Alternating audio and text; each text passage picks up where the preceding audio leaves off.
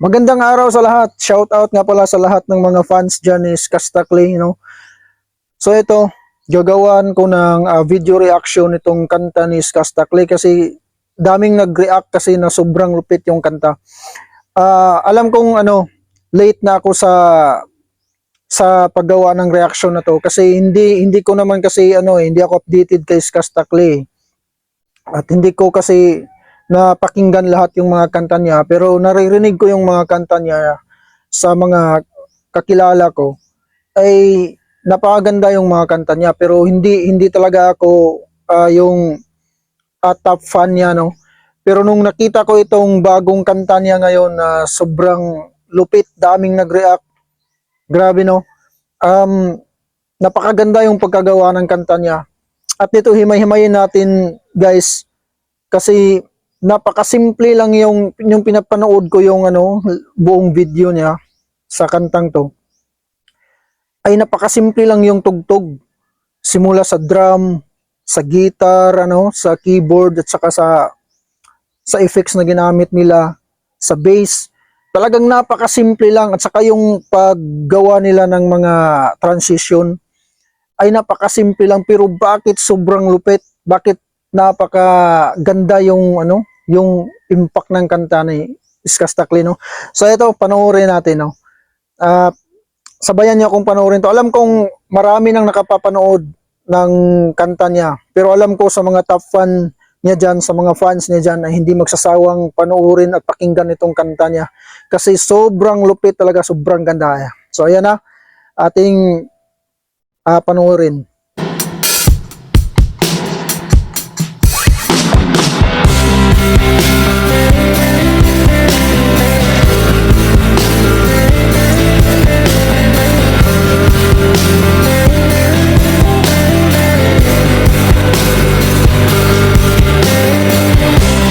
Napansin nyo, intro pa lang ay napakasimple lang pero napakasarap pakinggan. Yung dating sa kanta niya, no? Yung dating ng pagpasok ng intro ng music niya ay sobrang ganda. Napakalinis at napakagandang pakinggan sa tinga. Talagang intro pa lang patok na, pumapasok na sa puso mo, no? So ayan, panoorin natin.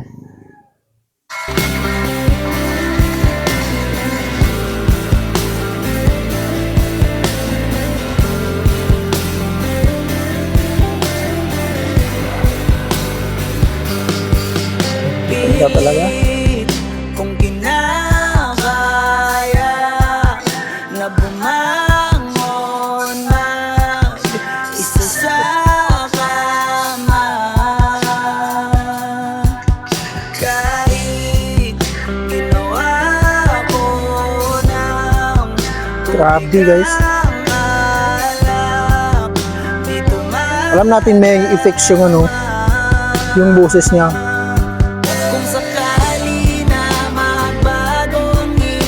Yan, yung mga pasok ng transition sobrang lupit, kahit simple lang, so napakaganda.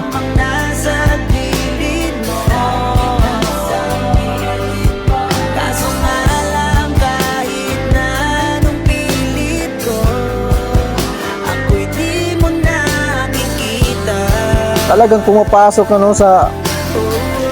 sa loob yung kanta niya.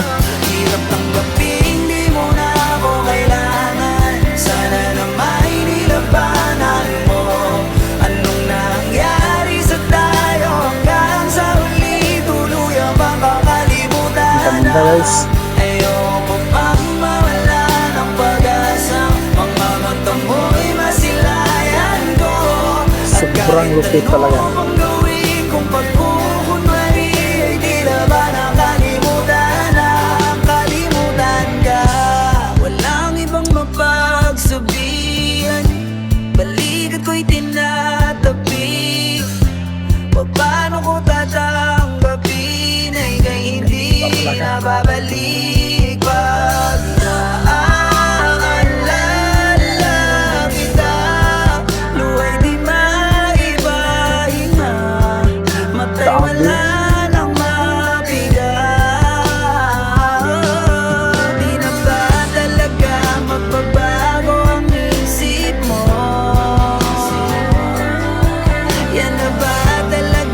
Napakasimple lang talaga.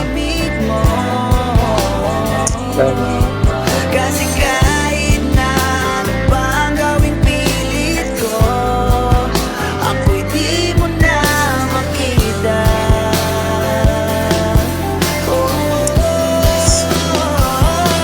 Hirap tanggapin, di mo na ako kailangan. Sana naman nilabanan mo. Anong nangyari sa tayo hanggang sa huli? Tuluyan bang kakalimutan na? Ayoko pang mawala ng pag-asa. Mga mata mo'y masilayan ko. At kahit ano pang gawin kong pagkukunwari, di na ba nakalimutan na? Kalimutan Ito. Napakasimple lang yung lead niya pero napakasarap yung dating ano.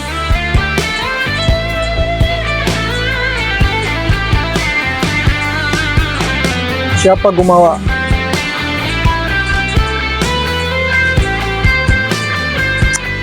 Simple lang talaga guys. Alam natin kaya natin yan. Pero sa kanya sobrang ganda yung dating. Hirap tanggapin, di mo na ako kailangan. Sana na may nilabanan mo. Dito na part, Nangyari sa tayo hanggang hindi na bumalik sa ano, sa kumpletong banda. Acoustic na lang. mawala ng pag-asa. Okay din ano, okay din yung ano niya, Ayan ko, style niya. Napakaganda talaga. gawin kong pagkukunwari. Kasi karamihan sa iba, babalik pa dun sa kumpletong banda eh. Kalimutan ka. Pero ito wala na, ending na oh. Pasok talaga. Grabe no. So, ayan oh. Kaya ako gumawa ng ano eh. Isa pang YouTube channel ko. Dahil dito kay Skasta Clay. Meron akong mga ginawang kanta, kumakanta din ako pero hindi ako ganun, hindi ako magaling, no? Kaya naging ano ko siya eh. Nung nakita ko yung ano niya, yung kanta niya na napakaganda talaga itong kanta na to. Yung lahat ng mga kanta niya ay ni-review ko, pinakinggan ko, pero ito talaga pumapatok eh. Iba kasi, iba yung dating eh. Love song siya na parang slow rock, ganun, no? Napakaganda. Kaya ako na-encourage na nung na gumawa ng isa pang YouTube channel ko para lang kay Skasta Clay talaga. Dahil gusto kong gawan talaga ng review. Talagang naano ako sa kanya kasi music lover din ako eh. So alam kong marami dyan na nag-idolo kay Skasta Clay. Shout out sa inyong lahat. Di tayo magsawa ano sa pakikinig ng kanta niya kasi sobrang ganda talaga. Kahit paulit-ulitin mo pang ano, pakinggan yung kanta niya, talagang pumapasok talaga dito, no? Pumapasok talaga. So, yun ang naging reaction ko sa kanya ay talagang napakagaling, napakaganda.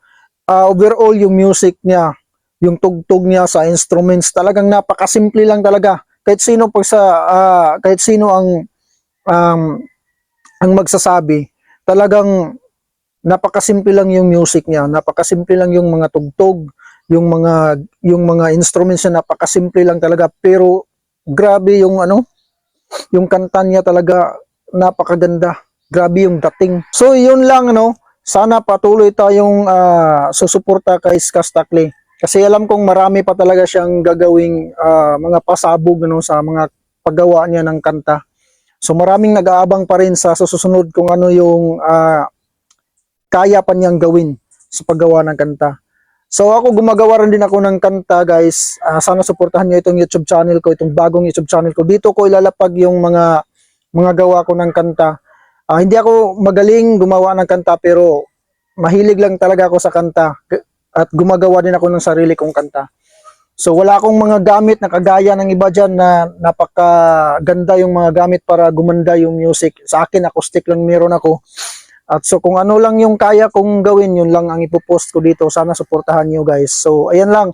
God bless sa ating lahat guys.